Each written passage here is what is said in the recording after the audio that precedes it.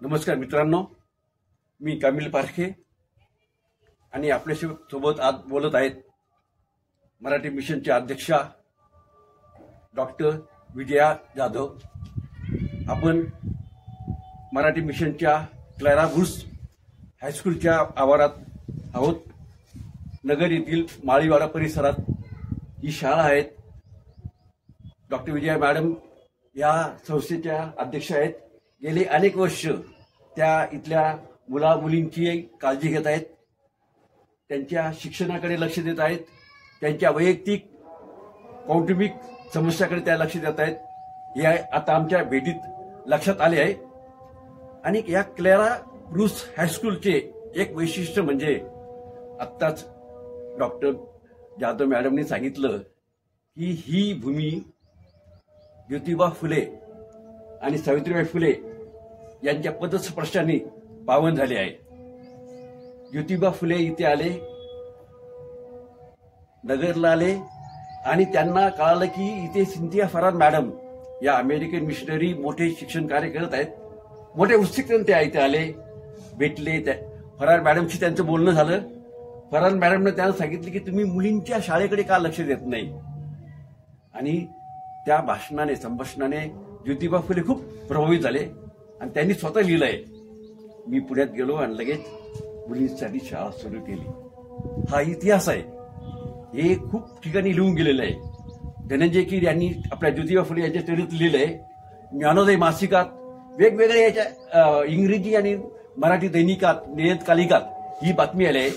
तर या ऐतिहासिक महाराष्ट्राच्या सांस्कृतिक आणि ऐतिहासिक इतिहासात एक महत्वाची वास्तू परिसर असलेल्या या क्लारा बुर्स हायस्कूलमध्ये त्या आवारात आपण आहोत। याच ठिकाणी सिंथिया फरार 1839 सालापासून ते त्यांच्या निधनापर्यंत म्हणजे 25 जानेवारी 1862 पर्यंत इथे होत्या, त्या कार्यरत होत्या। त्यांनी काय खस्सा काढल्या आहेत, काय समस्यांना तोंड दिलंय ते त्यांनी स्वतः लिहिलं आहे।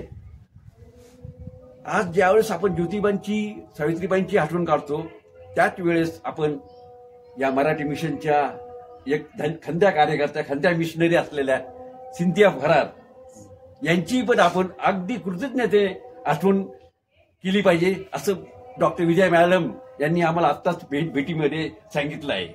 त्यांचे योगदान आपण विसरता कामा नये, कारण त्यांच्यामुळे अनेकांना प्रेरणा मिळाली। मॅडम 2 मिनिटं तुम्ही तुमचे मनोगत व्यक्त करा। मी डॉक्टर विजया अर्जुनराव जाधव, मराठी मिशनची चेअरमन आहे। गेले अनेक वर्ष मिशनचे साहेब माझ्याकडे आले आणि त्यांनी मला विचारलं की ह्या शाळेचं वैशिष्ट्य काय आहे।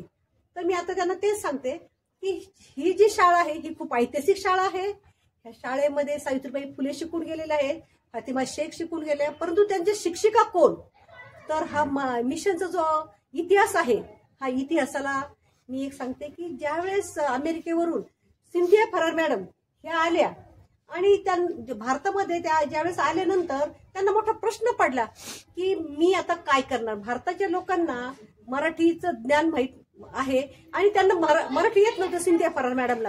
आणि अशा ह्याच्यामध्ये त्यांना असं वाटलं मी आता भारतामध्ये आल्यानंतर मी काय करणार, मी ह्या लोकांना काय शिकवणार। आणि भारतीय लोकांनी त्यांची चेष्टा केली आणि त्यांना सांगितलं तुम्ही आधी गाढवांना बोलायला शिकवा, त्यानंतर आमच्या लोकांना बोलायला शिकवा। आणि मग त्यांना समजलं नाही आणि मग त्यानंतर त्यांनी असं केलं, 6 महिने त्यांनी मराठीचं ज्ञान घेतलं आणि पहिली शाळा आमच्या मराठी मिशन या संस्थेमध्ये त्यांनी काढली।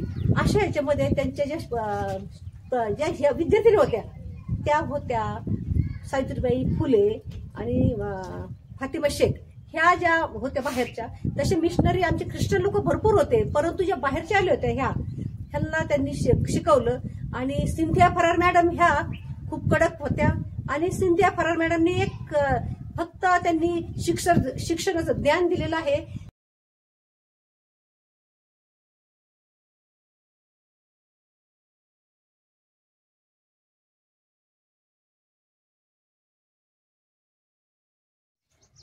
धनंजय कीर यांनी लिहिलेलं ज्योतिबांचं हे चरित्र आजही हे चरित्र आधारभूत स्वरूपाचं मानलं जातं. आणि त्यामध्ये ज्योतिबांविषयी या शाळेविषयी काय लिहिलं आहे ते मी वाचून दाखवणार आहे. हे पहा, दृढनिश्चयी मनुष्य आणि धबधबा ही आपला मार्ग आपणच काढीत पुढे पुढे जातात. तसेच ज्योतिबा आपला मार्ग चोखाळू लागले. ते मुलींची शाळा उघडण्याच्या विचारात असतात. त्यांचे परमस्नेही सदाशिवराव गोवंडे यांची रस्ते आणि थळी खाते कार्यालयातून अहमदनगरच्या न्याय खात्याच्या कचेरीत बदली झाली.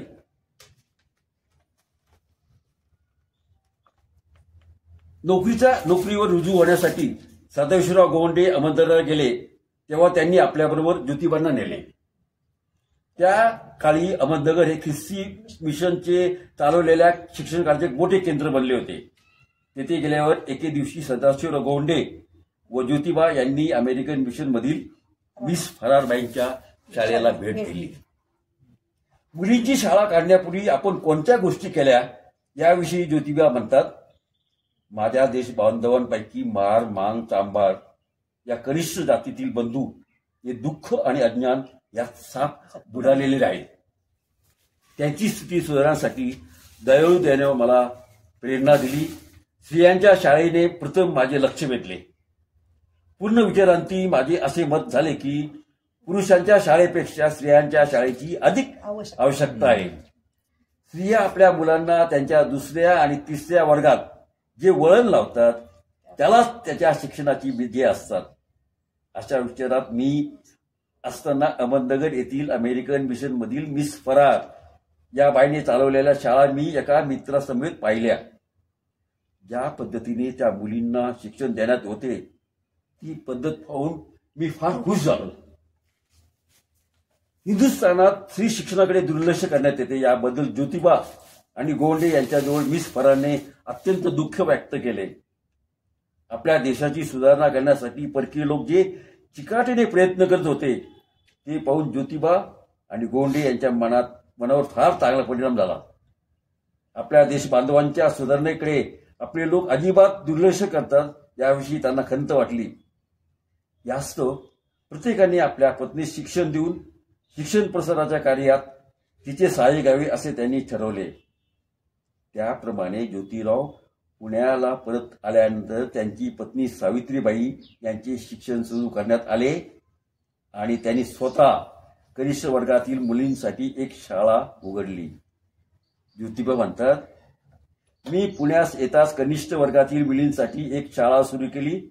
मात्र त्या शाळेत ज्या मुलांना शिक्षण घेण्याची आवड असेल त्यांनाही प्रवेश दिला गेला.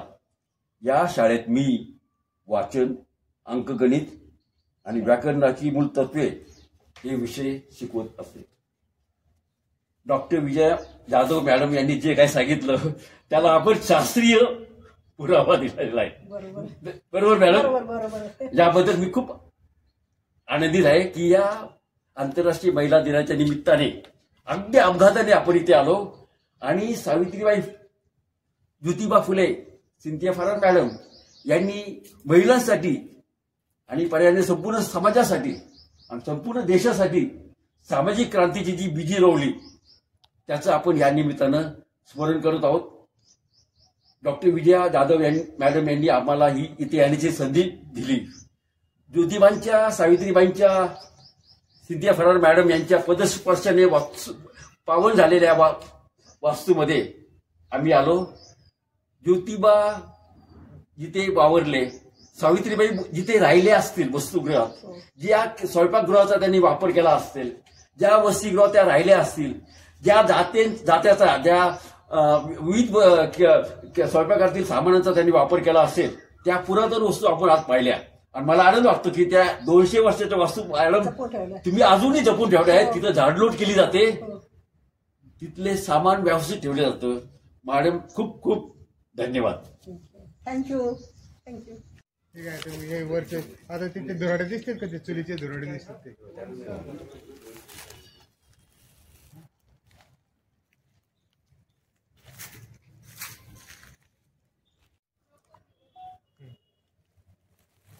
ही जी वस्तू आहे ही वस्तू जुनी 200 वर्षापूर्वीची वस्तू आहे. त्या शाळेमध्ये सावित्रीबाई फुले आणि फातिमा शेख त्या शाळेमध्ये शिकून गेल्या. त्यांच्या शिक्षिका आहेत सिंथिया फरार मॅडम. त्यावेळेची ही वास्तू त्यावेळेचं चूल दाखवलेली आहे. ते धुराड पहा, ते धुराड दिसते तुम्हाला. आणि ते जातं दाखवले, उखळ दाखवलेलं आहे. त्यावेळेस आम्ही जतन करून ठेवलेलं आहे.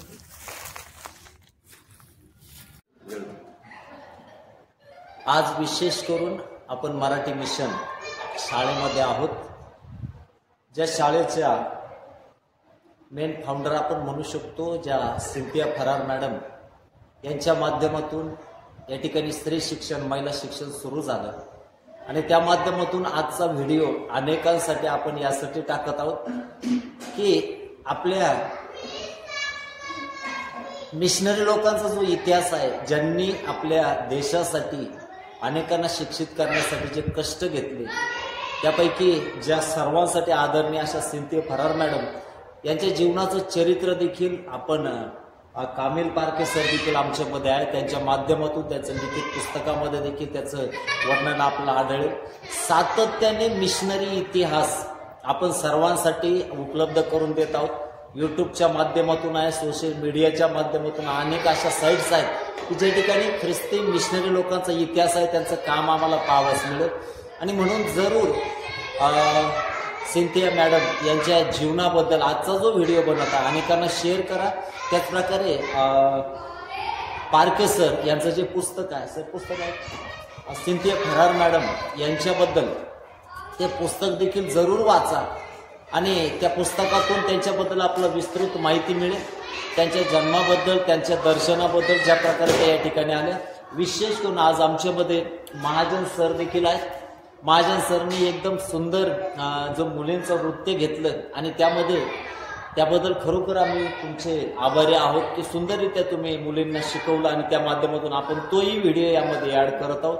त्याचप्रकारे आमच्यामध्ये राज आनंद दैनिका यांचे संपादक शिंदे सर देखील आहेत. ते देखील या सर्व कार्यक्रमामध्ये आमच्या समेत उपस्थित होते, त्याबद्दल आम्ही आभारी आहोत. त्याचप्रकारे विशेष करून विजया जाधव मॅडम यांनी खूप सहकार्य केलं आणि त्यांनी नृत्यात देखील सहभाग घेतला. लेकरांसमान होणं खूप गरजेचं आहे, नाही तर आपण त्यांच्या जवळ जाऊ शकत नाही. आणि ज्या प्रकारे त्यांनी लेकरांची विचारपूस केली, ज्या प्रकारे लेकरही त्यांच्यावर प्रेम करतात, ही आनंद देणारी गोष्ट आहे. आणि म्हणून आज देखील तेच ख्रिस्ताचं प्रेम, ख्रिस्ताचा जिव्हाळा आजही या ठिकाणी दिला जात आहे, हे आमच्यासाठी आनंदाचं आहे. त्याचप्रकारे आमच्यामध्ये बंधू रामदास तांबे हे बंधू देखील आहेत. त्यांनी देखील या ठिकाणी ते कामिल पारखे सरांबरोबर आहेत. विशेष करून आज या ठिकाणचा इतिहास आपल्या समोर साजरा करण्यात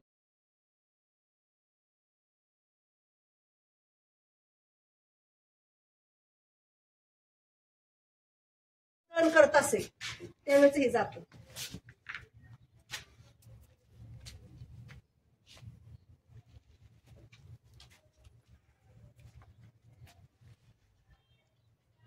त्यावेळेची ही शाळा, ही शाळा होती त्यावेळेस. ही अगदी जुनी शाळा आहे. ही आहे जुनी शाळा. मी तुम्हाला आता शाळा त्यावेळेस सावित्रीबाई फुले ज्या शाळेत शिकल्या, ही शाळा मी आपल्याला दाखवत आहे.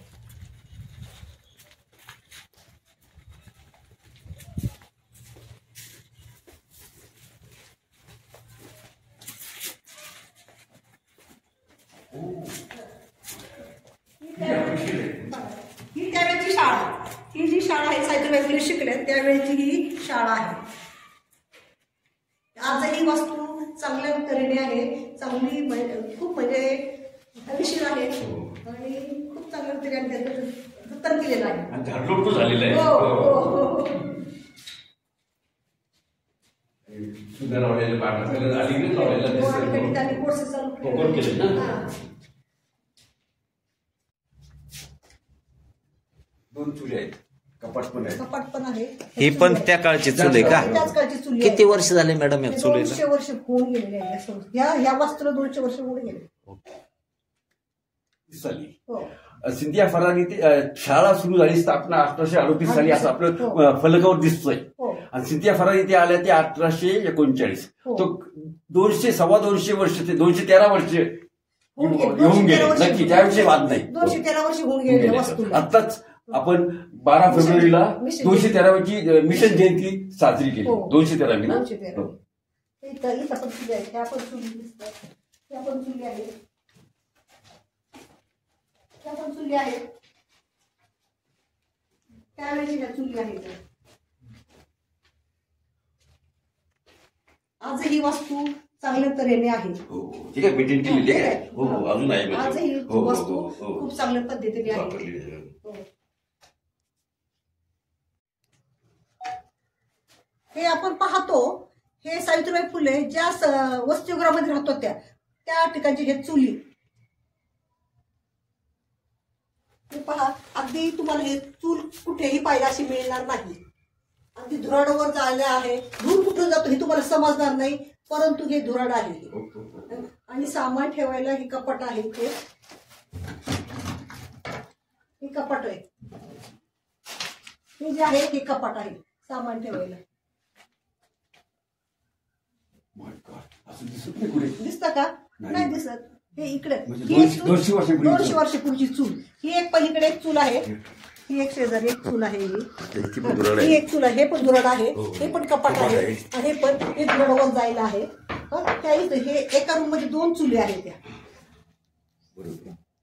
अशा ह्या 2 खोल्या आहेत. हो. इकडे 2 चुली आहेत. हो. पलीकडे 2 चुली आहेत.